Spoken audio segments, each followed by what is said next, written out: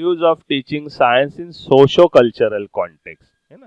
सामाजिक सांस्कृतिक संदर्भ में विज्ञान अध्यापन से हम कौन सी मूल्य हम बच्चों में इनकलकेट कर सकते हैं, निर्माण कर सकते हैं। क्योंकि आप कोई भी सब्जेक्ट ले लो, चाहे साइंस हो, मैथमेटिक्स हो, लैंग्वेज हो, सोशल साइंस, हिस्ट्री, ज्योग्राफी, कोई भी सब्जेक्ट आप ले लो, वो सब्जेक्ट पढ़ाने के पीछे कुछ वैल्यूज होते हैं और होने चाहिए। अगर आप सब्जेक्ट पढ़ाते हो उसमें सोशो कल्चरल वैल्यूज नहीं है तो फिर वो सब्जेक्ट पढ़ा के समाज को उसका कोई फायदा नहीं होने वाला है। So why we are teaching each and every subject, we are teaching for the development of society, for the advancement of society। हमारे समाज के प्रगति के लिए हम पढ़ते हैं सब्जेक्ट, है ना। हम सिर्फ हमारे एंजॉयमेंट के लिए नहीं पढ़ते हैं। सो इससे क्या क्या सामाजिक और सांस्कृतिक मूल्य हम साइंस से पढ़ा सकते हैं, उसके बारे में हम यहाँ पे जानकारी लेंगे। So it values are guiding principle of life which are conducive to all round development। मतलब हम सबका संपूर्ण विकास होने के लिए, परिपूर्ण विकास होने के लिए जो वैल्यूज है, मूल्य है, वो हमें गाइड करते हैं, वो हमें दिशा दर्शक के तौर पर काम करते, ताकि हम जीवन में हमारा संपूर्ण विकास कर सके, हमारे समाज का विकास कर सके। इसलिए values are most important. So these are the some values which are given over here। First is the intellectual value।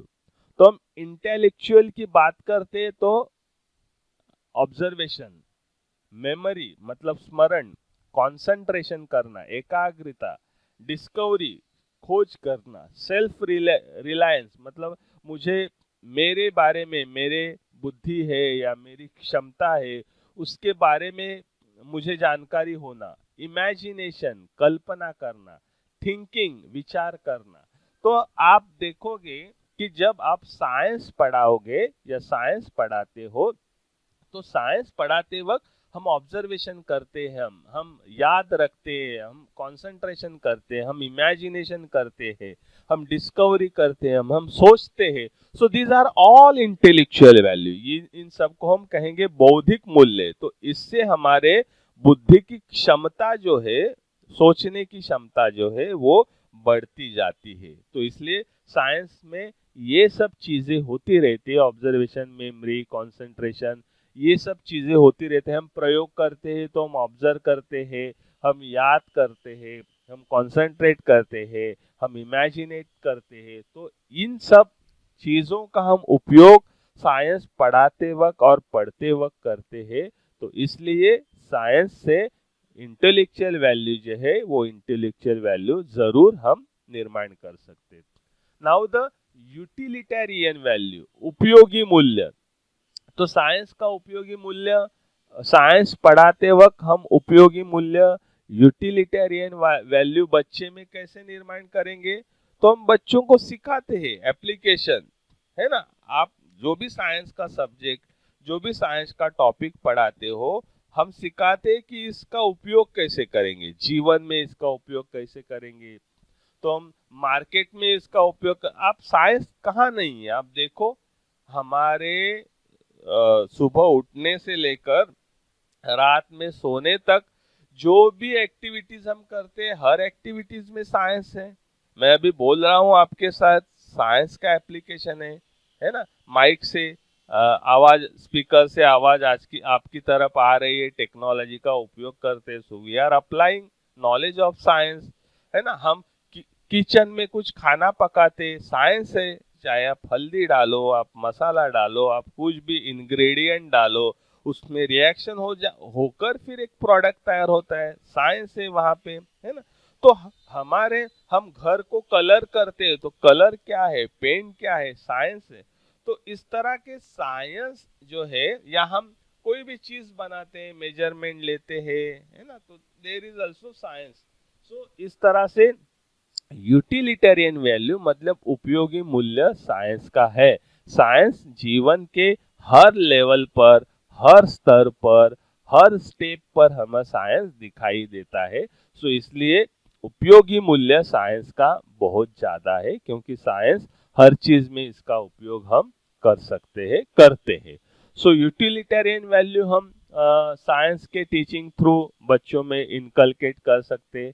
Cultural values, तो साइंस से कल्चरल वैल्यूज कैसे हम इनकलकेट करेंगे? कल्चरल वैल्यू मतलब सांस्कृतिक मूल्य। तो साइंस और सांस्कृतिक मूल्य का क्या संबंध है, कोई बता? कल्चरल वैल्यूज कैसे हम इनकलकेट करेंगे?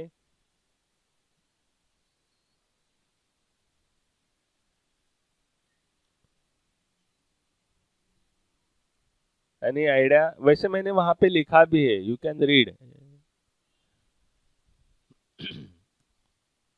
कल्चरल वैल्यू, हाँ बोल। Correct correct. Yes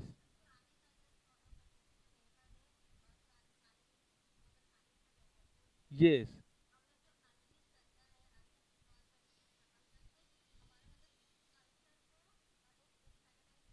yes, correct correct correct, absolutely correct. Even आप देखोगे, साइंस के टेक्स्ट बुक देखोगे तो आपको दिखाई देगा कि साइंस के टेक्स्ट बुक में आपको पहले मतलब from the upper primary level से आप साइंस की पढ़ाई करोगे तो आपको दिखाई देगा, है ना, उसमें है ना परिसर अभ्यास, उसमें कि आदमी कैसे फायर की खोज कैसे की, आग की खोज कैसे की, फिर वो कैसे सिविलाइजेशन स्टार्ट हुआ, खेती कैसे करने लगा, पहले कैसे रहता था।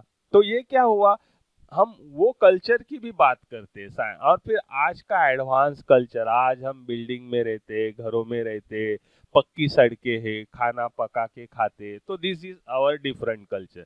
तो ये कल्चरल चेंज कैसे हुआ, इसकी जानकारी हमें कौन से सब्जेक्ट से मिलती है? साइंस से मिलती है। किस तरह से साइंस में डेवलपमेंट होती गई और उस डेवलपमेंट के वजह से किस तरह से कल्चर में चेंज होता गया।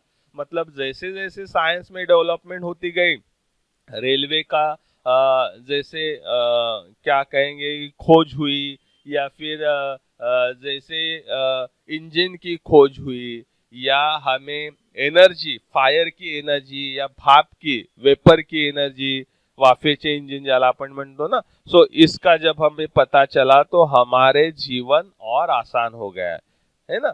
तो ये कल्चर में जो भी चीजें हैं, जो भी प्रॉब्लम थे, जो भी डिफिकल्टीज थे, उसके ऊपर हमने किसकी वजह से मात ओवरकम किया है, किसकी वजह से हमने उसके ऊपर हम कह सकते हैं मात की है, तो हमने साइंस के वजह से हमने उसके ऊपर मात की। So these are all cultural changes, जो भी कल्चरल चेंज में है। पहले जिस तरह का हम कपड़े पहनते थे, पहले जिस तरह से हम ट्रैवल करते थे, पहले जिस तरह के हम बर्तन यूज किया करते थे, और आज जो हम बर्तन यूज कर रहे हैं, कपड़े पहनते हैं, ट्रैवलिंग करते हैं, ट्रैवलिंग के लिए जो सोर्सेस हम यूज करते हैं, टैक्सी होंगी या फिर बाइक होंगे, जो भी होगा, तो these are all cultural changes we can see. The development in culture that is only because of a science subject. तो इस तरह से कल्चरल वैल्यू जो है, वो कल्चरल वैल्यू भी हम साइंस सब्जेक्ट से बच्चों में इनकलकेट कर सकते हैं। देन द आइस्थेटिक वैल्यू, आइस्थेटिक मतलब सौंदर्य। साइंस है तो सौंदर्य है, क्योंकि साइंस में हम किसकी पढ़ाई करते हैं? नेचर की पढ़ाई करते हैं, और नेचर है तो सौंदर्य है। फिर पंछी होंगे, पेड़ होंगे, झरने होंगे, पानी होगा, अबायोटिक फैक्टर मतलब पत्थर होंगे, है ना, या फिर मिट्टी होंगी। इस हर एक इसमें एक सौंदर्य है। तो साइंस है तो सौंदर्य है, साइंस है तो आइस्थेटिक वैल्यू है। तो एंटरटेनमेंट हम करते हैं, इसका सौंदर्य का दूसरा पार्ट, तो हम टीवी देखते हैं, हम मूवी देखते हैं, हम गाने गाते हैं, तो इसके लिए हम किसका उपयोग करते हैं? साइंस का ही उपयोग करते हैं, है ना। साइंस के वजह से हम टीवी देख पाते हैं, हम प्रोग्राम देख पाते हैं। तो दिस एंटरटेनमेंट, उसमें भी सौंदर्य है। आर्ट, म्यूजिक, आप कुछ आर्ट ड्रॉ करते हो, उसके लिए कलर का उपयोग करते हो, उसके लिए नए टेक्नोलॉजी का उपयोग करते हो, तो वो किसकी वजह से आप करते हो? साइंस के वजह से करते हो। So that's why aesthetic value is also there, और aesthetic value is there in science subject, तो साइंस के सब्जेक्ट में ये भी सौंदर्य मूल्य जिसको हम कह सकते हैं ये यहाँ पे हमें दिखाई देता है। So aesthetic values there. International values, अंतरराष्ट्रीय मूल्य, है ना। सो हम अंतरराष्ट्रीय मूल्य मतलब क्या, आप साइंस सब्जेक्ट कैसा है, हमने पहले देखा है science is a universal subject.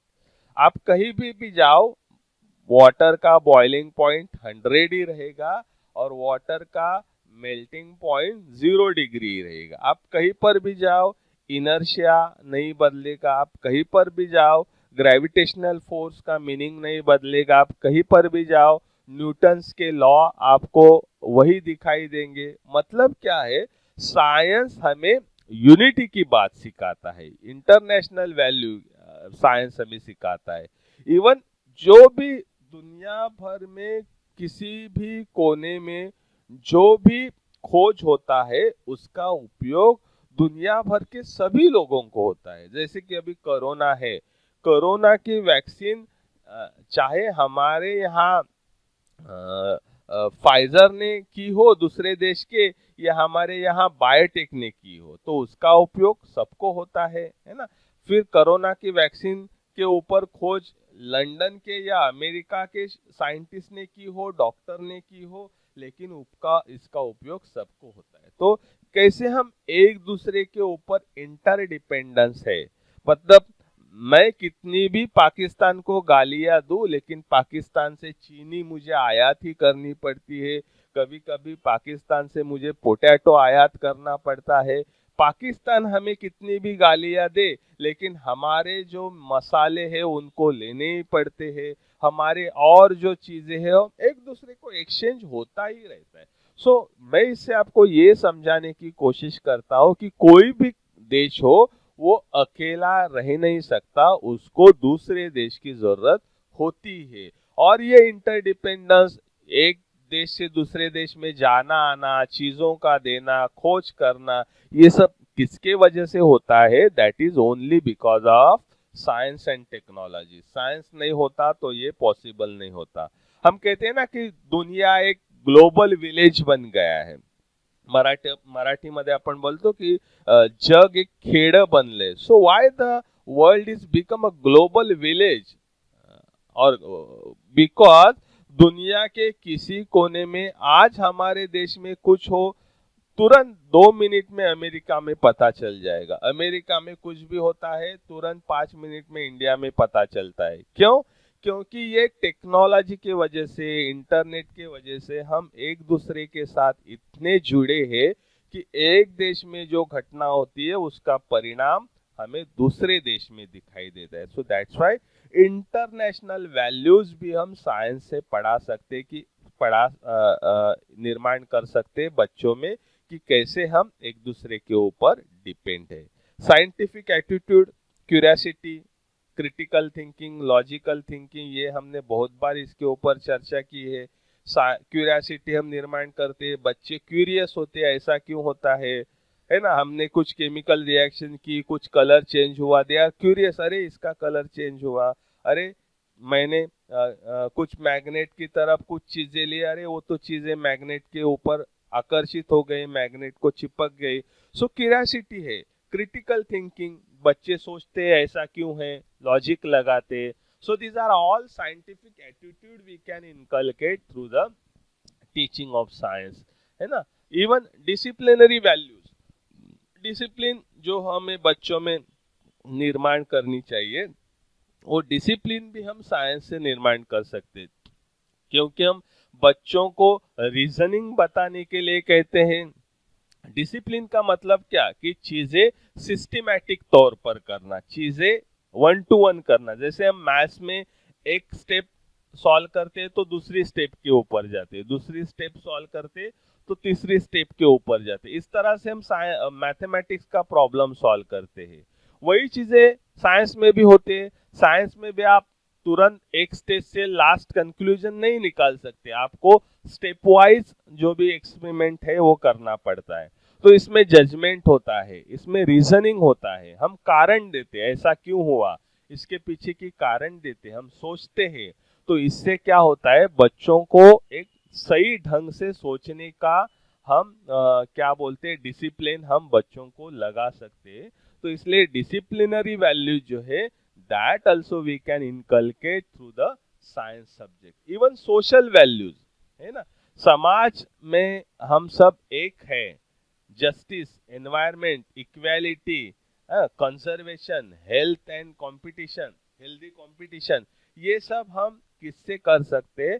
Science subject से कर, है ना। साइंस ही हमें सिखाता है कि भाई सभी लोग एक है, चाहे आप हिंदू हो, मुस्लिम हो, क्रिश्चियन हो, बुद्धिस्ट हो, पारसी हो, किसी भी जाति धर्म के हो, सबका खून एक ही है। अगर आप देखोगे तो सबके पूर्वज एक ही है।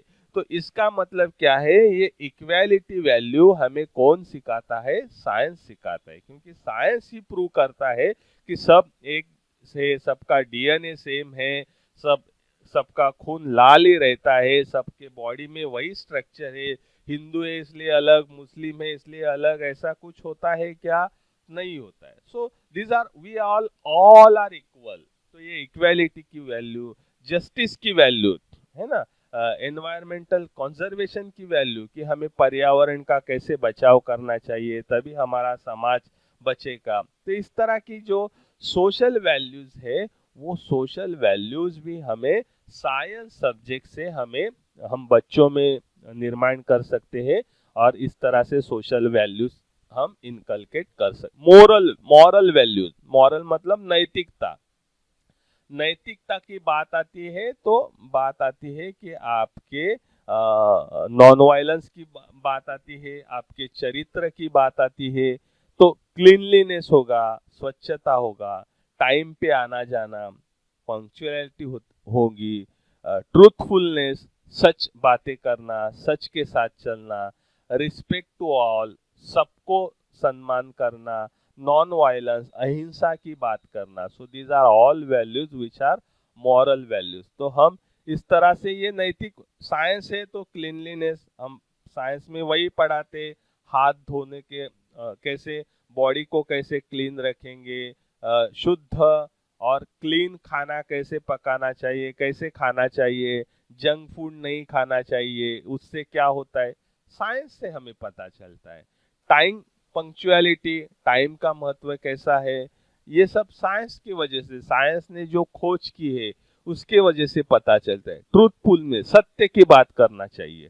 साइंस हमेशा प्रूव करता है किसी भी चीज को, साइंस सिर्फ कल्पना नहीं करता, तो साइंस चीजें को प्रूव करता है। तो ट्रूथफुलनेस, सत्य की बात करता है। साइंस कहता है रिस्पेक्ट ऑल, सभी ह्यूमन बीइंग एक ही है, और सभी एनिमल एक दूसरे के ऊपर डिपेंड है, चाहे वो सांप हो, आदमी हो, टाइगर हो, पंछी हो, पेड़ हो। इसमें से एक भी चीज अगर खत्म हो गई पूरी तरह से, तो हमारा एनवायरनमेंट जो है, हमारा परिसर जो है, वो खत्म हो जाएगा। तो इसलिए हमें हर एक को रिस्पेक्ट देना चाहिए, मतलब छोटे छोटे कीड़ों से लेकर आदमी तक, क्योंकि हर एक का एनवायरनमेंट में भूमिका उतनी महत्वपूर्ण है। ये चीजें हमें किससे पता चलती, कौन सिखाता है? ये चीजें हमें साइंस सिखाता है। अहिंसा की बात साइंस करता है। तो इस तरह से मॉरल वैल्यूज जो है, वो मॉरल वैल्यूज हमें साइंस सब्जेक्ट से ही पता चलते हैं। And the last one is a psychological value. जब हम साइकोलॉजी की बात करते हैं, जब हम मानस शास्त्र की बात करते हैं, तो वह कॉन्फिडेंस की बात करते हैं। मतलब कॉन्फिडेंस मतलब मुझ में कितना आत्मविश्वास है। तब हम सेटिस्फैक्शन की बात करते हैं मतलब समाधान की बात करते हैं, मैं कितना समाधानी हूँ। तब हम हैप्पीनेस की बात करते हैं, मैं कितना खुश हूँ। तब हम क्वेस्ट की बात करते हैं, भूख की बात करते हैं, कुछ खोज करने की। क्वेस्ट मतलब किसी चीज का, हमेशा साइंस कितना भी आगे जाए, साइंस पेपर वो क्वेस्ट हमेशा रहेगी, और क्या खोजेंगे, और क्या खोजेंगे। तो ये सब है साइकोलॉजिकल वैल्यूज है ना। तो ये हमें, जब हम साइंस पढ़ाते हैं, किसी किसी चीज को हम डिस्कवर करते हैं, तो हमारे उसमें कॉन्फिडेंस डेवलप हो जाता है। कोई साइंस का प्रयोग आप याद करो, आप कॉलेज में होंगे या स्कूल में होंगे, या अभी भी आपने कोई रिसोर्स मटेरियल तैयार किया होगा या साइंस का प्रयोग किया होगा, तो जब सक्सेस हुआ तो अपने आप अंदर से आवाज आता है, अरे भाई मुझे जम गया। So that confidence will be develop through the science, है ना। वो आनंद मिलता है, वो सेटिस्फैक्शन मिलता है, और नए नए चीजें खोज करने की कोशिश हम करते हैं। तो ये कुछ एग्जाम्पल मैंने यहाँ पे दिए, साइकोलॉजिकल वैल्यू हो, मॉरल हो या इंटेलेक्चुअल हो। तो इस तरह से मानस शास्त्रीय वैल्यू जो है, वो मानस शास्त्रीय वैल्यू, साइकोलॉजिकल वैल्यू, ये भी हम साइंस पढ़ाते समय बच्चों में निर्माण करते हैं, कर सकते हैं। So these are all values we can inculcate in student. These are all socio-cultural values we can say we can inculcate in student while teaching science subject at school level and also at higher secondary level. So clear है values of teaching science? इसमें और आपको पता है scientific knowledge help to sharpen our intellectual and promote intellectual honesty. मतलब जितना आपको scientific knowledge मिलेगा, आपका बौद्धिक विकास उतना होता जाएगा। There is no other subject in curriculum like a science which make students brain active. Science subject ही है जो आपके ब्रेन को ज्यादा एक्टिव करता है। आप ज्यादा सोचते हो, आप ज्यादा लॉजिक लगाते हो, ज्यादा क्रिटिसाइज करते हो, ज्यादा आप नया नया खोजने की कोशिश करते हो। तो साइंस आप इमेजिनेशन करना सीखते हो, तो इससे आपका ब्रेन ज्यादा एक्टिव है। हार्डवर्क करना only it's not a quality of scientific attitude. आप सिर्फ बोलोगे मेहनत करूंगा, लेकिन मेहनत के पीछे लॉजिक नहीं होगा, गधे की जैसे हम कहते हैं ना कि स्मार्ट वर्क चाहिए, तो स्मार्ट वर्क हमें साइंस सिखाता है। Only hard work is not a quality of scientific attitude. Science do not develop child personality with qualities like dishonesty. Dishonesty मतलब अप्रामाणिकपणा ज्याला आपण म्हणतो। सो साइंस से आप बच्चों में हॉनेस्ट रहने के लिए सिखाओगे, नहीं जो चीज सही है उसके ऊपर ही बच्चे विश्वास करेंगे, बच्चे प्रूफ मांगेंगे, बच्चे प्रूव करके दिखाएंगे। तो इससे क्या होगा, हॉनेस्टी डेवलप होगी, ना कि dishonesty. So these are all, so scientific attitude, scientific temper, equity are developed by science. तो ये सब जो है साइंटिफिक एटीट्यूड होगा, साइंटिफिक टेम्पर होगा, वैज्ञानिक दृष्टिकोण, वैज्ञानिक टेम्पर। वैज्ञानिक टेम्पर का मतलब भी वैज्ञानिक दृष्टिकोण, या कल हम कह सकते हैं वैज्ञानिक कल, वैज्ञानिक मूल्य, एंड इक्विटी मतलब समता जो है वो हम साइंस सब्जेक्ट के थ्रू ही बच्चों में निर्माण कर सकते हैं। So these are all values we can inculcate through the science subject.